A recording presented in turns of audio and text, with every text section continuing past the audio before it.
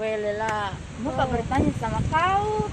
Apa? Belajar kau pasti tahu tentang etika dan hukum kesehatan di kesehatan masyarakat. Iya belajar kak. Berarti tahu kita apa-apa itu yang dimaksud dari etika dan hukum kesehatan toh. Apa-apa yang pahami kan belajar muka ini toh. Mau tahu apa itu deh. Ini tuh etika itu adalah ilmu yang mempelajari baik buruknya serta kewajiban, hak maupun tanggung jawab, baik itu secara moral maupun sosial pada setiap individu dalam kehidupan bermasyarakat. Atau etika juga dapat dikatakan sebagai semua yang mencakup nilai-nilai yang berhubungan mengenai akidah setiap individu untuk menentukan benar salahnya. Nah, etika pun di sini kita dapat dijumpai pada lingkungan sekitar kita, seperti etika dalam berteman, etika dalam rumah tangga, etika dalam profesi atau kerja, etika dalam melakukan bisnis dan lain-lain. Mau lagi bertanya, apa sih itu kode etik dalam kesehatan masyarakat? Oh, kode etik. Ada juga sedikit ku tahu iya tentang kode etik.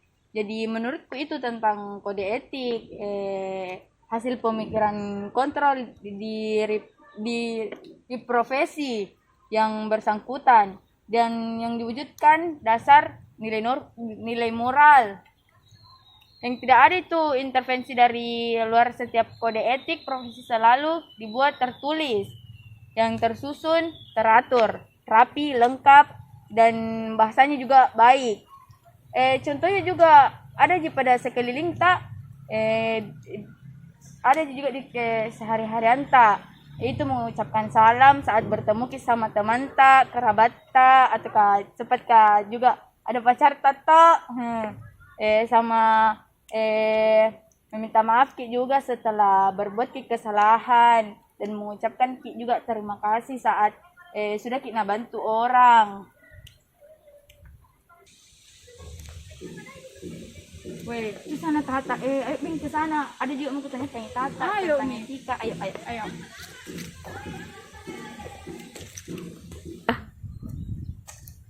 Tata. Apa bikin di sini Juga main HP ya. Di kareng so sibuk no. Kenapa kue? Mau kak ini kesini kak ini mau kak tanya kok tentang kan belajar kota pasti etika dan hukum kesehatan toh. Iya, Pasti ada profesi dan macam-macam etika kesehatan. Iya, muka juga tahu ki apa itu macam-macam kode etik pada profesi kesehatan Yeah. masyarakat. Oh iya. Jadi toh kode etik pada profesi kesehatan masyarakat itu ada banyak macamnya. Nah, yang pertama itu kalau kode etik itu kita berkewajiban kepada umum. Nah, pada pasal 2 itu dijelaskan bahwa dalam melaksanakan tugas dan fungsinya itu profesi kesehatan masyarakat lebih mementingkan kepentingan umum daripada kepentingan pribadinya. Terus ada kewajiban kepada masyarakat. Nah, pada pasal 6 dia menjelaskan bahwa dalam melaksanakan tugas dan fungsinya itu kita selalu berorientasi kepada masyarakat sebagai satu kesatuan yang tidak terlepas dari aspek sosial, ekonomi, politik, psikologis, dan budayanya. Nah, yang ketiga ada kewajiban kita terhadap diri sendiri. Ini sangat penting untuk diri kita sendiri sebagai tenaga ahli kesehatan profesi kesehatan masyarakat. Nah, pada pasal 21 ini kita dijelaskan bahwa setiap anggota profesi kesehatan masyarakat itu dalam melaksanakan tugasnya sehari-hari harus berusaha dengan sungguh-sungguh memegang teguh kode etik kesehatan masyarakat Indonesia yang kita telah pelajari. Nah, yang keempat ada kewajiban kita terhadap profesi kita. Nah, pada pasal 18 ini ahli kesehatan masyarakat hendaknya senantiasa berkomunikasi, membagikan pengalaman, dan saling membantu di antara anggota profesi kesehatan masyarakat. Begitu. Ternyata banyak juga pasal-pasalnya Iya, banyak sekali sebenarnya, cuman beberapa kita dalami.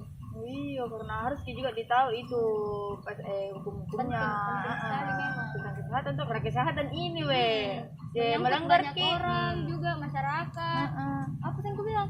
Teman tadi berdua aku sama Lela. Iya, di mana ini? Ben dulu, mana? Lela, di mana kok? Aku Astaga, cari-cari kita sama di sini. tiurnya. Hah? Anu bikin sini.